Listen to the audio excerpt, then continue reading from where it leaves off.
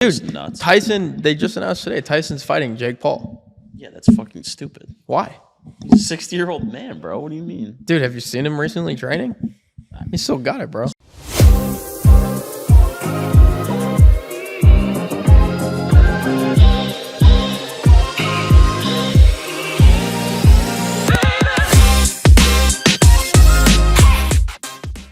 Welcome back to Stick Talk. This is a members launch episode. We have nothing planned, so let's just get into it. We're not even in the members lounge tonight, bro. We fucking leveled up. We're in the members mansion. Members mansion. Respect to Grand Cathedral Cigars, but this is step up. Like a Dave Portnoy. What does he call it? The emergency episode? Emergency press conference. Emergency press conference? Or is that Andrew Tate? Oh, I think it might be both. I feel like Tate does something like that. Yeah, he does. He calls it something different. Emergency press conference is Dave. Who started it first? Dave for sure. He's been doing that for years. Dude, doesn't since Tate like 2015. do the same thing? I just thought of it when you guys said it. Definitely Dave. Dave with the old Barstool videos where he's like standing on top of the water cooler. Yeah. It's crazy that the one time he's in Tampa, we're not there. Literally saw him, Mount Rushmore guys. Saw him. For a minute. Where'd you see him? I texted it. I was at the cafe at the Addition, and you can see between the wall and the staircase like a little blip of the lobby, and I just saw him zoom by. I love how he's like, I texted you. Like, I'm trying to get him to explain it for the podcast. Like, what are you fucking? What are you stupid? I'm like, yeah, I know. It's the people don't. I thought you didn't remember. For sure, I saw him in a Fraggle hat. 2 episodes. Dude, we had a good conversation at lunch about it. I think he's with it now. No. He's like, you should call it Fraggle. I'm like, no. No, it's a it conversation. Does kind of sound fire. Dude, it does. Fraggle? Yes. Yeah, like you put it on a dog and waggle. Fraggle waggle. Anyways, the reason I was saying this is an emergency podcast is because this is the first birthday podcast that I think we've done. It's not my birthday though. We're close. Oh, we did one on my birthday. Your birthday doesn't count. It's his birthday.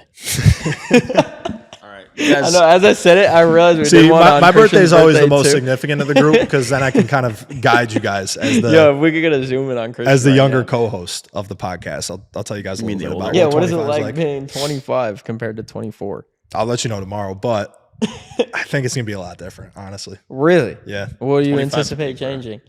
Quarter century, just I can't get away with tax evasion for much longer. I bought a 6 milligram instead of a 3 milligram at the gas station, so that's different. Oh wait, you did? I didn't catch that.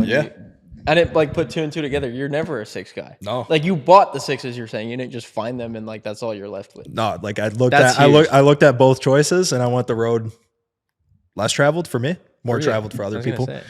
But yeah, no, I think basically if I look at my life, every year since 2021, it's just been better and better and better. So excited for it. Do you think that trend will continue? Or is it kind of like the markets where you got to see? It can't continue forever. Like at some point, It's got to come back down? Yeah. There has to be cycles to it. I'm due for like A hard reset? Yeah. Maybe Rock bottom? Yeah. Maybe Christian will like clog my toilet or something. Nah, we'll just split up as roommates, bro. And the best thing that ever happened, you will leave. That's great. Yeah. Tomorrow's your birthday. So tonight we're doing the pod and getting some steak dinner. Blessed to have another birthday with you boys. Eat more steak. Talking about business, make more money. Yeah, bro. What'd you eat today? What did I eat today? I had a protein bar. Then I had a protein shake from the fridge. And then I had another protein shake after the gym. And then I had 3 Girl Scout cookies. I love it. Wow. I couldn't even tell you what I ate. I ate so much random stuff today. Louis Bossy and some cookies. Yeah, but like how many cookies? Like you said 3. I don't know how Probably many 5. I had. There's only 160 calories. I'm trying to lose weight right now. I have a good Girl question. Scout though. cookie power ranking. Go. I'm a tag along guy. I don't even know what those are. With the peanut butter? Like the one I don't know what those are either. the chocolate ones with the peanut butter over? Those are valid. I like Yeah. Thin Mint's the best. Thin Mint is second for me. And then Samoa. Samoa Thin Mint tag. I'll reverse you. Okay. That's respectable though. Those are the top 3, I feel like, no debate. Every other one's Shortbreads are close though. The what? The shortbread ones that we were eating earlier. I don't know if they're called shortbread though. That's not the name of them, but that's The ones I with know the what you're peanut butter in saying. the middle? Just like the plain ones. Nah, fuck that. Those are fire. I'm not a fan. All right. Anyways, back to business because that's why people are watching, not to like see. That's a great business. Girl the Girl Scout Scout cookie rankings. People It are here is to a good watch us, business. bro. It is true. You Us. specifically because you're TikTok famous. Us. Dan and Not I, what we talk we're not about. really relevant in this world. Bro, did you see? Actually, this is super relevant. That Congress is like making a lot of progress on banning TikTok in the United States, and now TikTok is asking its users to like help save TikTok in the United States. How do you feel about that, bro? Just move to the next platform, bro. If TikTok gets banned before something Fraggle launches, takes off? No, something else that we're launching launches, Oh, that would be a shame. that would be a fucking shame because Yeah, that's gonna cook on his Just go to TikTok. the next platform, bro. I know, but Yeah, it's but still for whatever unfortunate. reason, your style with TikTok is obviously like, The sauce goes anywhere. you think? Yeah. Why not just post all the TikToks to Instagram then? Too lazy. There's no. You think it would work as well on Instagram? Yeah. Yeah. I think it could too. After talking to, I feel like TikTok though is like the one platform that anyone can just start and like get millions of views. Like Instagram is so tough. Well, if Instagram's like Instagram shuts down, everyone's gonna go somewhere. well, it's true. Like you're saying, the audience is going somewhere else, basically. Yeah. Like they're just gonna go to the next platform. even like fucking, They're gonna go wherever CB Rice copy is. Honestly, Yeah. They're not like gonna shut it down. doesn't matter. that's literally how I choose where I live every year. I think the one. Yeah, wherever CB Rice copy is where I reside. I think the one. I think the one thing that normies would like rise up for is keep TikTok on the internet. Like go for anything. Border crisis, war. Nah, if TikTok goes, bro. I'm on the side of ban TikTok. For real. That. I'm serious, bro. Nah, Dude, if you like, go listen to the Rogan I episode don't give a shit, bro. They already have whatever they want. because of TikTok. You think TikTok is the only thing that takes our data? No chance. That's owned by China, yeah. China knows that I'm 5'10" with fucking packing 2 inches. I don't give a shit. What does that matter? Bro, what? Bro. That doesn't. they'll just with those measurements. Now everyone knows. with those measurements, they'll just assume he's Chinese.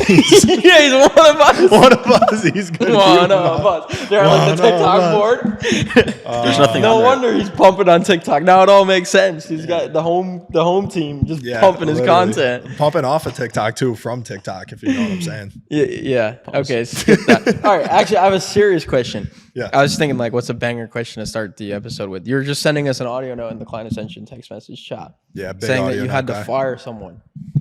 Talk about what it's like to fire someone, because I feel like that's like.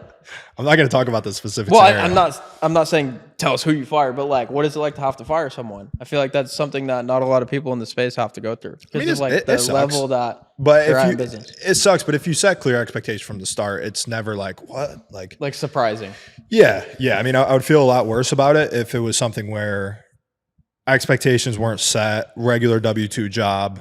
They're depending on this, then they lose it, and it's like bam in an instant. That sucks. But for me, like our offer is high ticket. We don't expect people to be at KPI right away. We expect them to basically ramp to half KPI, which is a 10% close rate. Okay. And we give them like a batch of calls. And a batch for us, subjective is 20 calls. You don't hit the numbers. So like you don't close 2 out of the first 20 calls, you get fired. Yeah. And it's something where like if you're doing commission only sales, because almost all of my guys, except for like Sophian and Ryan, who are newer on the list kit team, they're all commission based. Yeah. So it's also like they're not super thrilled anyways. And you're gonna have like 1 or 2 people. The most common is like, yeah, I was kind of like looking elsewhere too because I'm not making any money. Yeah. And it doesn't seem to be working out. Or you have the person who's like ready to like scratch, fight, and claw and like kind of make it work. Those are the ones that are a little bit tougher to let go of because Yeah. like you still have to let them go, but they obviously are a little bit more emotionally disappointed. But this was the former, where it was like, I kind of get it. I was halfway out right now too. Yeah, that makes sense. Yeah, I just wanted to ask because I feel like that's like there's a lot of good things in business that are like fun to talk about, and then it's like, oh, you got to fire this person. And it's like It sucks. It sucks. sucks. Yeah. it sucks. But I was thinking the same thing because you're in sales, which is like known to be like probably out of all departments in business the highest churn. Oh yeah. And then I'm in like CS, which is like, dude, like the former of what you're saying, like they rely on this. They've been working there for a year. It's not really expected because CS doesn't really have any measurable KPIs like sales where it's like you don't close 2 out of 20 calls, you're out. Yeah. So it's like, yeah, for me, I was like thinking from the perspective, like when I had to fire people, it always is like, dude, like so emotional every single time. Yeah, it's not like that for sales. Yeah. It's less emotional because you have those numbers to point to. So even if they are starting to get emotional, it's not like, hey man, I hear you like this, that, and the third. It's just like, The numbers don't lie. Yeah. It's really numbers driven. yeah. And that's something that I've been like working on is trying to get like a little bit more ruthless in terms of just like being a little bit more like, here are the numbers, this is what it has to be, and just treating it as like a system as a whole. Rather than like person to person. Yeah. Because you need a little bit of both, but I would say like my personality leans way more towards like the person to person. Yeah. As opposed to just looking at it as a system. So like the truth is in the middle, but if like you're looking at it just purely cold hard numbers versus like personal relationships, I'm naturally way more here. So I've been trying to move myself back more in the middle since the first event that we went to with Cole. When he was talking about how like the most dangerous person in the company is somebody who's not performing but is a good culture fit. Yeah, and you like them. Yeah, that's who people will hang out with the most. And I feel like with anybody, you just naturally hire people that you get along with and like. Yep. So that's like the most common scenario with companies is like the person that can just essentially become like a personality hire if you don't let them go. And is also like a good screening question for yourself as like the person that's hiring them in the beginning is like, dude, like do you like the person too much to the point where it's gonna be a problem if you have to fire them? Because there are hires like that where it's like, and this is where like family gets involved. If like you're hiring family members or like friends, like that's why people are cautious with it, because then you create a situation where you might have to fire them. You have to be cautious with it, but I still think it's one of those things where you should probably go with your gut. Yeah, definitely. Not like, saying not to hire, because one of our top performing closer is that exact situation. Our best friend growing up. And I even told him in the beginning, like, listen, dude, this is what it is. Like, if you don't hit your numbers, like, I love you, and it may get awkward, but like. And that's like the biggest fear you probably had going into it. Huge fear. But I tried to say, like, as much as possible, this is what it is before going into it. But the reason I went and hired him anyways is because of my gut was like, I think it's going to work out. Like if I had to place money on it, I would say it's like minus 350 that it's going to work out. And even if it didn't, it's fine. Like it's not to say don't hire that person just because of the chance it might not work out. That's where I disagree. Okay. Because if your gut tells you, like if you're very upfront about the numbers, and it doesn't work out, there can still be that fractured relationship, even if you were super upfront. So I'd say if your gut says it's not going to work out, I wouldn't do it because then you're running a risk. Like I had another situation, and this was with one of our little cousins, where like he was talking about maybe work for us, and like my gut told me it wouldn't work out, so I didn't hire him for that reason. Because I could have been as upfront about the numbers, but like the risk reward and how much I value that relationship wasn't worth it if I wasn't at like a minus 350. I was at like a plus 420. Betting odds for people listening. Yeah, that's how my brain works. Yeah, I guess more of what I was saying is like don't not hire someone just because you're thinking of the worst case scenario. Yeah, exactly. Like the worst case scenario is always going to exist, but if your mind says, "Hey, I'm willing to take that chance because I think that it will work out," then you're just betting on your intuition. Yeah. And I think who was this? I think it was Garrett Campbell. He had like a really cool video about that I loved. And he was like, every time you don't go with your gut, you're robbing yourself of the chance to fine tune your intuition. Because like if you go with your gut and you're wrong, then the next time you go with your gut, like your gut will be sharper. If you just get into a scenario where like you're going with your gut enough times and taking chances. Just trains it to do like the right thing. Actually do the right thing. Yeah. That's really interesting. I like that. You talked about what Cole said at one of his first events. I think last weekend you were just at the second event. It was a good time. How much fun was that? Dude, they do a good job with their events. They're pretty, I would say similar to us in that they make sure that everybody has a good time too. Yeah. Which is smart, right? Because people are traveling like, yes, they want to learn a lot, but they also have 90% of the information that you're going to share in front of them. If it's like a community-based event like theirs, where like a lot of people who go to our events are also in Client Ascension, basically everybody who goes to their event is in their mastermind. So like every single person in the mastermind could just watch the recordings, right? They could just go through the content again. Yep. It's good to have that in-person reinforcement and just learn in a different way, but people are traveling. It's a business expense vacation, essentially. Yeah. Make sure they have a good time. But no, I mean, it was super fun. A couple good memories from there, a couple funny stories. And, like it was cool just because a few people that we've been interacting with for a while on Twitter, like Jeremy Moser and, some other guys that we'd like seen before at like different agency type stuff and like networking events, just got a lot closer with, getting their phone numbers, texting back and forth afterwards, just always valuable. Yeah. That's fire. What was the biggest takeaway from the actual content, would you say? Because those presentations is similar to any mastermind event that you get into. What I've realized is like the content is so like meta to our specific type of business that it's like overwhelming when you're there, and then you kind of have to zoom out and like think of how do you actually apply it all. Yeah. So like I guess biggest takeaway, but more so like what's something that you've already started implementing? I've implemented like 18 different things from that event. I've never implemented. Break them all down. I literally 18 things. I could actually from my fucking notes. No, right let's here. do it. Just valuable for the audience. Then they don't got to pay $68,000 to join the mastermind. I mean, still join if you want to. I'm not trying to take their business, but hold on.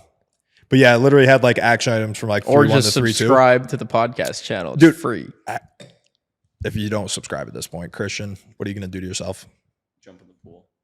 And he can't swim. Naked. So, one was just like having Cosm track certain numbers, like offers per day, units per month. This is very specific to people who are managing sales teams, by the way. And it was cool because Cole talks about all this different stuff, but he recently had to jump back into sales management.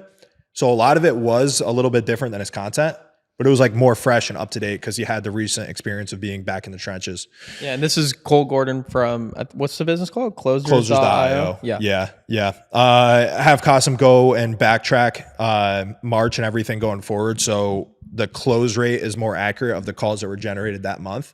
Because like before it would be like, okay, somebody closes a deal today from like a follow-up call. It's just marked as a close for like March 7th. As opposed to just actually going back in the sheet, which is more of a hassle. But I mean, that's what we pay Cosm for, is to be more so in the weeds there. And then also like another thing that you can do once you start doing that is start tracking the sales cycle, like how long it takes. So if that's like a metric and we have like a line in the sand, we can say, okay, as of March, our sales cycle is 21 days. How can we get that down? Like, do fast action bonuses help?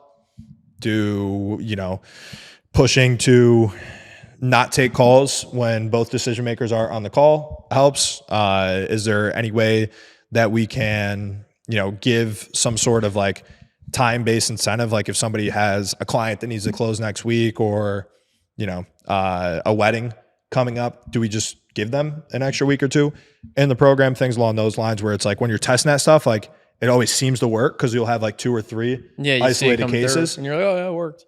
But when you actually have the number and you can look at it month over month and you're like, okay, yeah, this actually worked. One guy from their team just seemed like a fucking stud. So I told all the sales guys, like, start going to his calls more often. It was super funny because his name is Ashley. And they were always like, go to Ashley's calls. First off, I was like, Ashley, I just figured it was a chick. Yeah. But like literally he's Connor Sunderland. Really? 6'4" Irish dude. Just like big fucking guy and just legend. I swear Irish people have an advantage in so sales. Now next time we start hiring for sales, it's like we're looking for a 6'4" Irish guy. Literally like they're just undefeated track record there. Certain stuff that went into like people that I needed to pip on certain metrics, which I don't want to. PIP is a performance improvement plan. Yeah. And then with the setters, it was super helpful to kind of understand how many leads per day you should have full time for each setter, which is 30 to 40. We're more so at 40 because we get people who will just funnel hack because they're like in our ecosphere. Like we have like clients and client Ascension go through the funnel all the time simply because they're just trying to see what we're doing, which like nothing wrong with that. Respect. But like, okay, if we have 3 setters, we need at least 120 opt-ins per day. And then measuring from that, like what the coverage is on the weekend. Because the way that they have it with their setters is they'll have them work heavier days in terms of hours, Monday, Tuesday. And it'll kind of ramp down throughout the week. So like Monday, Tuesday should be like a 10-hour day. Wednesday should be like a 9-hour day. Thursday, 8-hour day. Friday, it's cool if you put in like a 5-hour day and then just work the weekend if you're behind on your numbers for a given week. Just because naturally, if you're not having people close on the weekend, which most B2B companies don't, a sat on Friday is not nearly as valuable as a sat on Monday because the no-show rate when you're setting somebody on Friday for a Monday call is just statistically a lot lower. Higher no-show rate. Higher no-show rate. Yeah, that's what I meant. Definitely have everybody who has an iPhone just suck it up and text from their personal number. It was super funny because Cole talked about it for like 5 minutes and somebody like raised their hand. They're like, so does it have to be an iPhone? Like if I have like a VA in the Philippines or like overseas, like how would I do that if they don't have an iPhone? He's like, ship them an iPhone. Like it's worth it. And they're like, so are you like just betting on the fact that most people have an iPhone? He's like, no, it's statistics. Most people have an iPhone. He's like, next question. He got like annoyed with it. But yeah, a couple more things like that. And then on the list kit side, I don't know. Most people just have them by the numbers, you know? No, he was just like, no, I'm not betting on it. Most people do have an iPhone. It's not a bet. It's just a stupid question. It's like just. Yeah, exactly. And then another thing on list kit, which was super helpful, was the guy named Ryan Dice, who's the founder of Digital Marketer.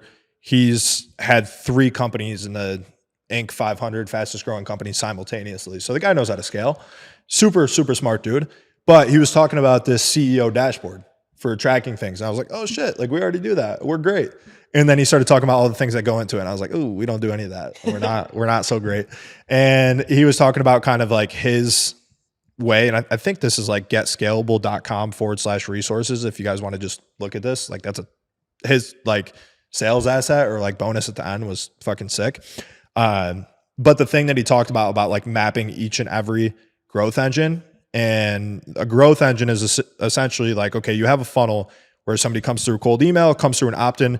You have to literally map like every step in the decision-making process for that prospect and where there's any human intervention. And he's like, your job as the business owner is to make sure every single step has an assignee, but to also make sure that none of the assignees are yourself.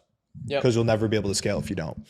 And it was pretty cool because like he kind of shit on like some of the most common books that people will go to for like scaling and operations. Like Traction, for example. He was like, the whole idea of like an integrator and a visionary is the dumbest thing of all time. Yeah. Yeah. He's like, what are you going to be like a full-time visionary? What even is that? Like, what are you just going to, you're going to wake up in the morning and with just your vision board and just visionate all over people? And it was funny. He was like, you guys all laughed at that, right? He was That's like, kind of true though. he was like, yeah, because visionate is not a fucking word. He's like, think of every single company that you know, there are defined roles. Like the real big dogs in the game, they have a CEO, they have a COO, they have a director of sales. These are all real roles and responsibility. And if you build out your team and you do this exercise for each one of your teams, like nobody actually has like the just visionary. Like even Steve Jobs. But being a visionary is like a good trait to possess. Yeah, it's a trait. It's not a job title. It can't be a job title. Like what he says a lot of people mess up on is like, oh, I'm a creative, I'm a visionary. I need to find an integrator that will do everything that I have in my mind, which is just a terrible working relationship. Yeah, because that person's also not going to be a business owner level. No, and even if you do find them at a business owner level, at some point the scales are going to tip and you're going to be like, I'm doing all the fucking work. Yeah. So any like great quote unquote like integrator worth anything is just going to either A, leave, or B, get to a point where they're just becoming like a yes man and you're like, hey, go do this. And they do it. And they go do this, go do it. And like, they're not actually bringing anything to the organization. They just become the person who does the work that you don't want to do. Which is what the defined roles are then for. Yeah. Like hiring actual people to do the defined roles. Yeah. But like, I mean, we've probably gone through this with our own business. Yeah, absolutely. Where like, for example, like Daniel would be like the visionary here. You'd be the integrator. But if Daniel was just doing ideas. Visionating? Yeah. If you're just visionating all the time, think of how unhealthy of a working relationship that would be. Like think of if he came up with the funnels and you made all the funnels. Yeah. And he said like, I have this media buying strategy and you had to do all the media buying. Yeah, no like shot. You would, bro, the 10K case study funnel, I thought of and he made it though. So. Yeah, but you do a lot of the work too. Yeah. I'm saying like actually it's interesting because your role is the least defined out of all of ours, but you're much more so like somebody who takes very specific things and implements them. Like you're an implementer. You do a lot more work for students than any of us. Yeah. So it's really not the case. But I thought that Let me integrate Daniel, please. I'm always like, yo, let me help with the copy. He's like, I got it. Yeah, yeah. But no, I thought that one was interesting. And then maybe my favorite one, speech-wise, was Todd Herman, which was very cool because it's like all mindset, right? And mindset stuff is like, woohoo, like, you know, it kind of seems like, you know, it's a fucking fugazi, it's a woozy, it's a wazi, get it's the a work done. fairy dust. It doesn't exist. But with him, he caught my attention just because, number one, like the guy was so down to earth. Like he's done fucking incredible things. And like I ran into him at the open bar the night before and I didn't even know who he was. And we just shot the shit for like 20 minutes before he spoke at all about himself. His name's Todd Herman. But he helped Kobe come up with like the Black Mamba. Like he invented that with him. Like the mentality, like the alter ego you're saying, right? Literally the alter ego. So his whole thing was, if you have an identity problem, let's say Andre is insecure to the point where he can't create content. I am. But let's just say like, you're obviously comfortable creating content. We've been yapping on the mic for, I don't know, 72 straight episodes at this point, whatever it is. He says most people will just want to try to change that about themselves. But think of how hard that is to change something fundamentally about yourself. Like it takes a lot of work. That can take years, where like the easier shortcut per se is to just invent somewhat of an alter ego and say, hey, Andre doesn't like to create content, but AJ's a beast. AJ is Gary V Jr. Whenever he steps into AJ, he's doing Gary V a disservice. He's doing Elon Musk, like whoever, like your kind of idols in that space, a disservice by not going out and to create content. He even use something called like enclosed cognition. And this is what sounds kind of silly, but it's like literally like having, for him, it was glasses. Like whenever he put on glasses, that was him being like, hold on. Guy's always getting called. Yeah, I mean, unfortunately. But he was like, whenever I put on these glasses, like I slip into the alter ego. And he would literally like do that on sales calls because his thing was like he couldn't take sales calls because he was afraid to be like an advocate for himself. Yep. He was like a little bit too humble and like a little bit too nice with that stuff. But when he put on glasses, he was like, this is me. His thing was like Super Richard was his alter ego. This is so cool. Was he also behind like the Miley Cyrus Hannah Montana stuff? No. But honestly, like, same thing. But he's like, it's actually just a much more natural and easier fix for people to slip into an alter ego as opposed to try to change themselves like fundamentally. And then you just eventually become that person. I actually use that. How so? Because exactly what you said. Like, so I grew up, Andre Hakel Jr. is like my full name. Growing up, everyone, friends and family, call me AJ. But in a business setting, have you ever heard anyone call me AJ? No. So like when I hear Andre, it, for whatever reason, triggers like a different personality trait in my brain. Like I'm now in business. Yeah. And then when it's AJ, like you guys see me outside of business, like when we're just shooting the shit. Swing I've ever seen. Yeah, exactly. But that's literally where it comes from. And like, part of it has to do with the name. You go from like way more serious than me to way more like stupid than me. I'm like, what the fuck? Yeah, but that's how I'm able to do it. Actually, I've talked about this before, but I never like understood why. No, and like the enclosed cognition thing is actually super cool because they've done studies where it's like people will take the same test, but one group is just in regular clothes and another group is in like a lab coat. So they're supposed to feel smart and they will test better 100% of the time. They even did this with kids where it was like they gave them a bunch of different keys to go figure out the locks, right? I used to wear Jordans to every exam.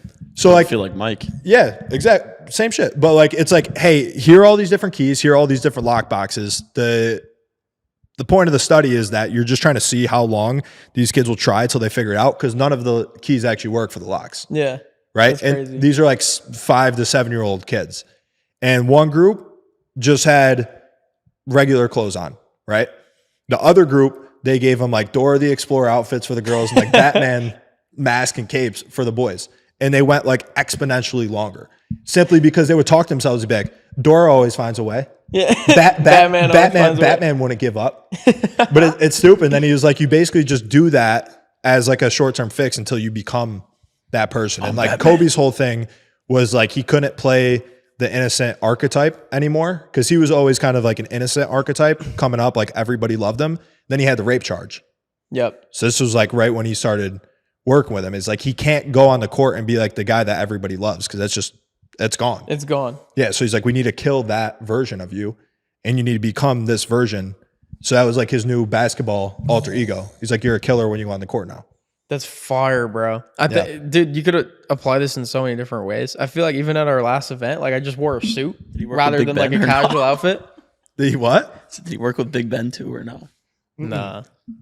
But like I just wore a suit at our last outfit, and like being on stage in like a fire suit Yeah. just completely changes like the way you present yourself on stage. Yeah. If So it's, anybody like, wants to little look it up, it's called enclothed cognition. Bro, I wore a suit out to the edition last Friday as a joke, and I was like, this is dope. I feel like just an alter ego, a different version of yourself. like Batman. Yeah. Yeah. So I thought that one was cool because typically I'm more so like, mindset, like whatever. Yeah. But like this guy, just from talking to him first, I was like, I'm going to listen to whatever this guy says. And obviously, like guys we all look up to, like Kobe, like you just, it's a little bit more credibility and social proof than most people would have. Hannah Montana. I mean, look at Miley Cyrus right now. The wig is the blonde wig that changed. And she just kept singing until she really became that girl. Now she would just won a fucking Grammy. Yeah, actually, it's crazy. Yeah, that was basically the whole event, though. Like you had Ryan Dice, you had Todd Herman, and you had Cole's People Speaking, which was more so like specific sales management stuff, the part of the podcast where everybody probably fell asleep, which I find the most interesting. But it was cool. It was cool. Went to the casino, won some money, and just had a good event. That's fine. Attaboy. Attaboy. All right, those are my 3 bullet points. You guys got yours? Yeah. Who's winning the debate tomorrow? Cuomo or Candace? Yeah, that's going to be fire. So Wait, I'm going to what is this?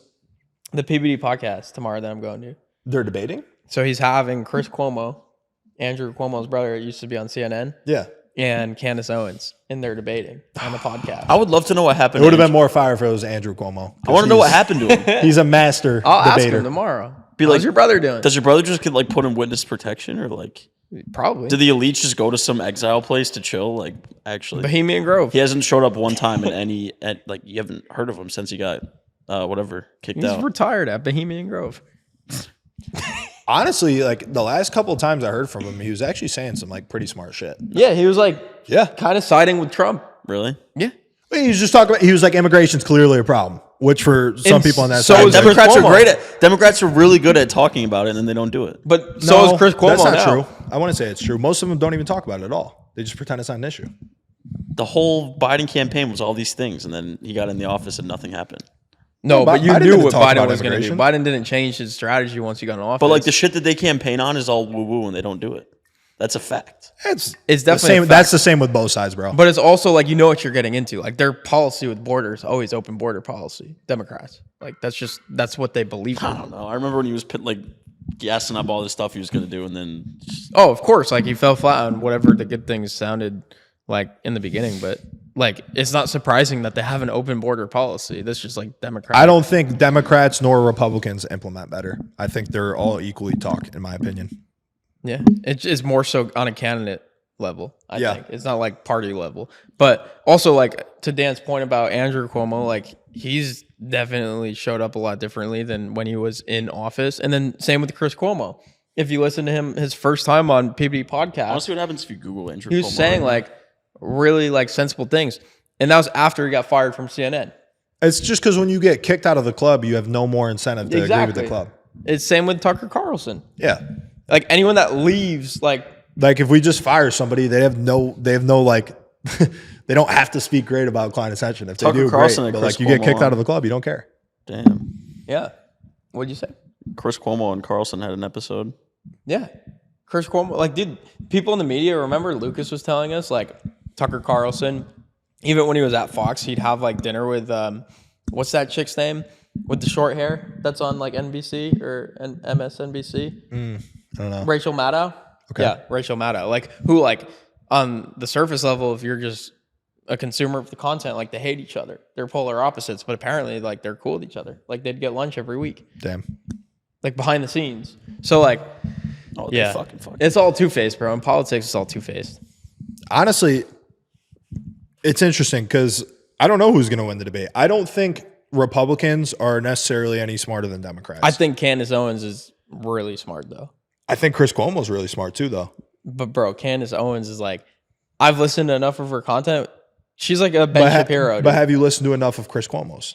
On the PBD podcast, when he debated with PBD, yeah. Okay. Which is like, PBD's sharp, but when it comes to politics, like, he's got a clear bias. Yeah. Because like I've listened to both of them, Candace Owens and Chris Cuomo, probably like a similar amount. I haven't listened to one person a lot more than the other.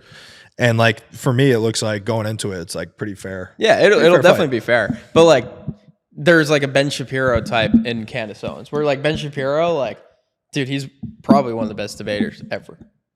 Yeah. He's like, well, that. Yeah, it's so annoying, but like he's so good at it. Like even if you like want to disagree with him, after you hear what he says, it's like hard to disagree with him. Yeah. Even as like a Trump guy myself, Like facts don't care about your feelings. yeah, he's like totally like he went against Trump after like what happened, and he's like a DeSantis guy and whatever. And you listen to his episode, and it's almost like convincing myself that he's right. Like I'm siding with DeSantis when I'm listening to such Shapiro. a hard thing though. Like political debates, it's all like, can anybody actually be right? No, it's just he's good at debating. Yeah. He's good at influence people like to believe what he believes. Yeah. And I think Candace Owens is like that same type. And I don't know, she's just so well spoken, dude. Like it's very impressive. But let's say like Candace Owens wipes the floor with him, right? Okay, great. Like convincing win. They're in that room. Now, if you flip that and Chris Cuomo wipes the floor with her, just because of the audience that will be in that room, I bet Candace Owens would still vote, would like get the most votes. Yeah, like if you had to place it up to a vote. So there's just so much bias. No, but just in general, like if you're asking the room after, like, oh yeah, they'll still side with Candace Owens regardless of how it goes down. Right? Just because so much of the room is already bought into her views. Yeah. Absolutely. I'm the same way. I'm not acting like I'm above it, but I'm just saying like that's the reality of like these debates. It's like you're just gonna convince yourself of what you want to believe. Yeah, that's everything now. Everybody's in their own fucking echo chamber. Yeah, but that'll be fun for sure. What's the like? Is there a specific thing they're debating, or is it just like, hey, regular, just a bunch of current event stuff? Yeah, that's it. That's it. I will say, PBD probably like the best moderator. Best moderator. Best moderator. Yeah, I hope one day he gets to moderate. Because he's actually got like the presence to like really like fucking stop some of the tracks. Yeah, like I wish one day he'd moderate something between like a Trump and Obama or a Trump and Biden. Like my Michelle Obama ticket is looking right. Nah, she already said she literally came out yesterday and said yeah, like literally the other day. They asked her, she said no. So it would be a crazy switch up. Great at lying. I mean, yeah, I know, but at this point, it's like there's not much time. Hid her gender for 20 years, bro. Terrible, bro. It's my girl. Dan's always like Michelle. Truck you in Oklahoma, bro. Probably. I'd let her tackle me. Yeah. Oh man. Anyways, my second bullet point. What do I got here? What are you guys drinking right now? Do you know? Just red wine. No idea. Yeah, but do you know if it's like it's a cab? It's definitely cab. Okay. I only drink cab. I don't like any other wine. You like a little bit more dry? Yeah. Yeah. I hate like sugary wine. Nasty. Yeah. Yeah. Okay, that's wine talk. That was one bullet point. Will Sean O'Malley ever lose again? Yes, absolutely. He's an all-time great entertainer, not an all-time great fighter. I think he'll beat Cheeto. I agree with that. I feel like he already lost one of the last fights, and he won. No, it was like versus Peter Yan. Arguably, like he should have not won that fight. Yeah, it was very difficult. I knock out the last guy. Oh yeah, versus Aljamain Sterling, which he was the biggest underdog in, just caught him right off the bat. It was such a great fight. I love Sean O'Malley, but I think Merab will probably eat him up whenever that fight happens. Merab Dwashwali.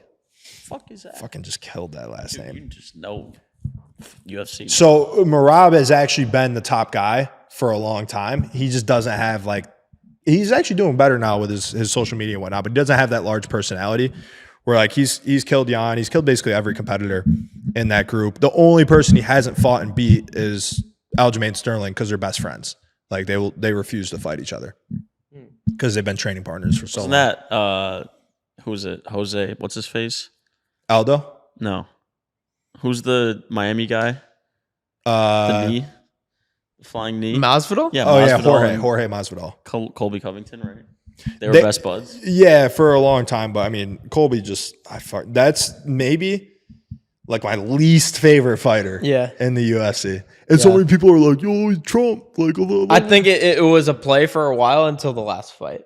That was the end of it. Yeah, and also it was like, so everybody, what's like a huge red flag for me is like this guy's completely different. Like he's the nicest guy, like very soft spoken. Yeah. Until he turns it on, which one I don't like. I feel like just fucking be yourself. Like, I mean, Jon Jones, questionable character, but he really is just a fucking psychopath, which in some rights I respect. But after the last fight, when he got his ass beat and he like, put his hands up and he's like, "Oh, it was like the Democrat." Yeah, like he started blaming like the Illuminati and like just all this. Yeah, bullshit that was when bad. you lost. Everybody saw you lost. That was bad. Yeah, I didn't like that at all. He very dislikable. Wait, so would Merab get the next fight then? Whoever wins, Absolutely, whoever wins this weekend. Like it's crazy that he hasn't gotten. The only reason that Sean O'Malley got the title shot versus Aljamain Sterling before him is just because of popularity, and because you said he wouldn't fight Sterling anyways. Yes, but like at some point that was like the collision course. Like this has to have happen. to fight, yeah, because he's been the number one contender. Is Ngannou going to fight Jones or not? Ngannou's fighting tomorrow. Anthony Joshua versus Anthony Joshua, and then he has a MMA fight versus Ryan Bader, which is they're in the PFL. But it's a PFL fight. Yeah, it's not UFC. So maybe Jon Jones was at the last PFL fight. He was out in Saudi Arabia, had like the princes. Yeah, he had everybody so out sick. there. So it could happen. I think at this point, Dana White is like a fucking pretty staunch negotiator and like seems like a guy who doesn't allow people to walk all over him. I think it wouldn't be Ngannou coming back. I think it'd have to be John probably having 2 more fights in the UFC, finishing up his contract, and then going to the PFL. Yeah. Just to fuck him up. I don't know, bro. I think Ngannou. He's got no more fights after this. Like Jon Jones has beat everybody. Like, okay, he beat Stipe, cool. Like that's the best heavyweight of all time. He just beat. Past his prime, of course. But then he beats. I wish he fought Ngannou like when Ngannou was in his heyday in the UFC. Because that would have been, I think that would have been like an actual good fight. Yeah, but Ngannou's lost against guys that Jon Jones was just He lost alive. to Stipe, didn't he? Yeah. First fight. So we'll see what happens. But I think Ngannou's more so just focused on getting a bag, which why wouldn't you?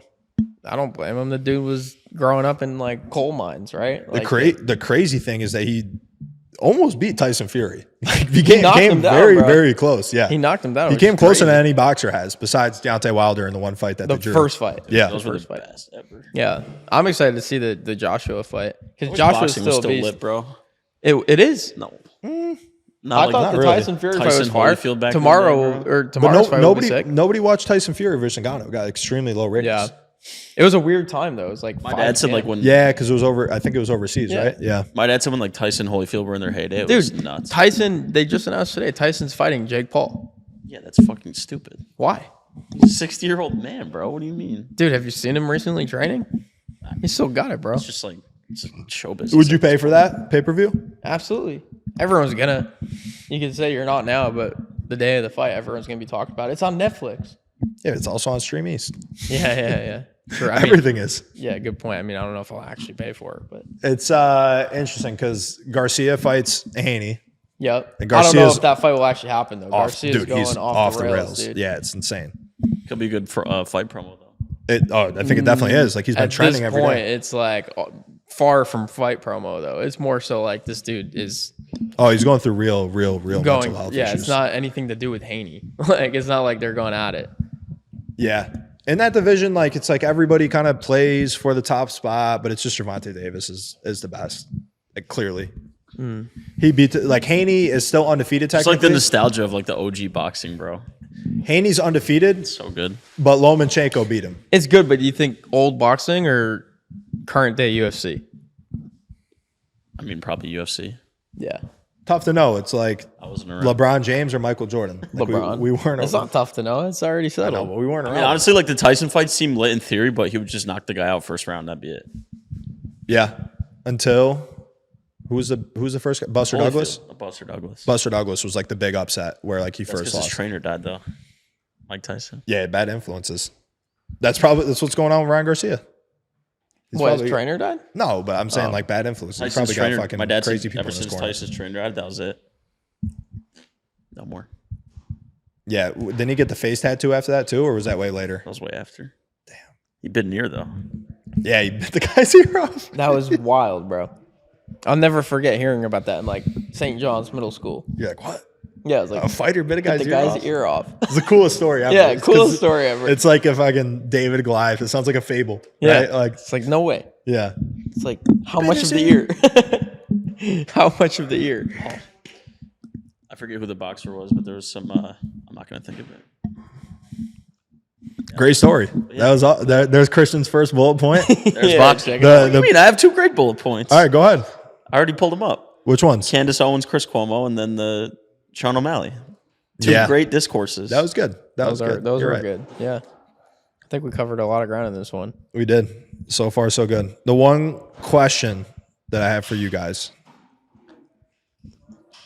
This is a really good question here. LeBron James or Michael Jordan? Not engaging in this. It's LeBron James, bro. Not engaging in this. 40,000 points? I know it's crazy. Think of how many 40K points that is. Crazy. You know, I saw that was the craziest stat off of that. I just wanted to bust Christian's balls for a second, but this is actually insane. Magic Johnson, Larry Bird combined, it was like 39,200 points. Draymond Combined. Green just passed Larry Bird in all-time 3-pointers.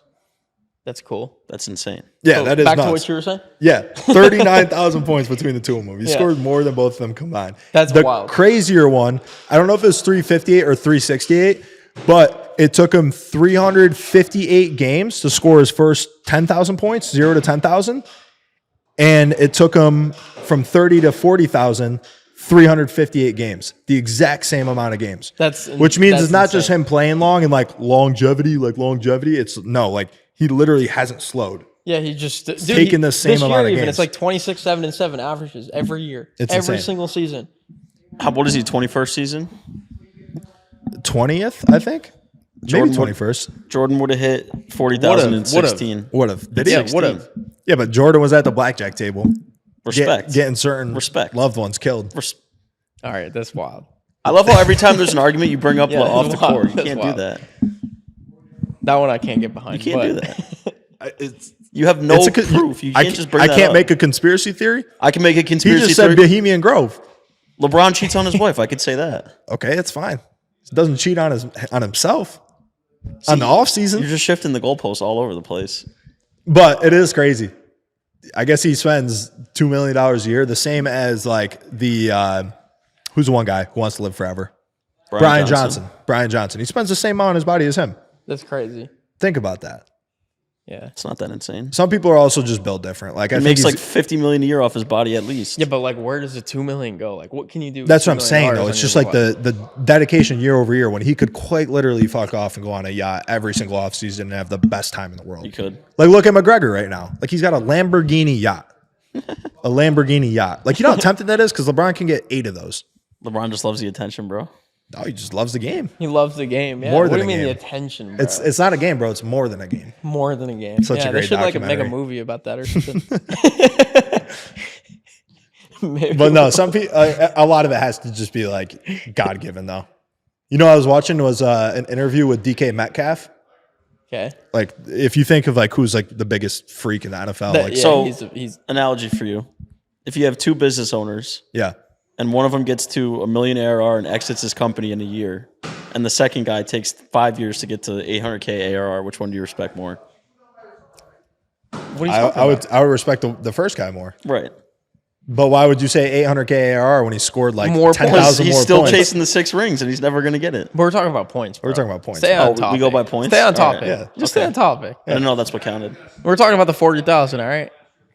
Points are more similar to dollars. Yeah. Yeah, Easily. 100%, 100%. I mean, what do you want? $6? All right. Crazy. Good pod. But DK Metcalf, this is actually insane. Yeah, I wanna hear this. His diet every single day. He said he'll get up, he'll work out, he'll drink some water, maybe have a protein shake, work out some more. Then he eats 2 bags of candy, like a large bag of Starburst and a large bag of like Airhead gummies. Sounds awful. And then that'll hold him over to dinner, and he eats dinner. This is one meal. But his whole thing, he says 1 cup of coffee, 2 bags of candy, 1 meal. You're like, that can't be good for you. How do you get that big though with that little food? It's genetics, Yeah. Genetics. right? So it's like there's got to be some of that in What? LeBron too, because I've heard a lot of people say LeBron's got kind of like a crazy diet too. Like he'll drink wine all the time, he'll eat Yeah. whatever the fuck he wants. But It's not nuts. fair, man. I know, just like us physical specimens, man, it's not not fair. That's not fair because you got guys like Christian. Who's got to actually work for it? That's crazy, bro. He didn't even fight back on it. I was just joking with him, and he just took it. I admit it. I have to fucking, my metabolism sucks, bro.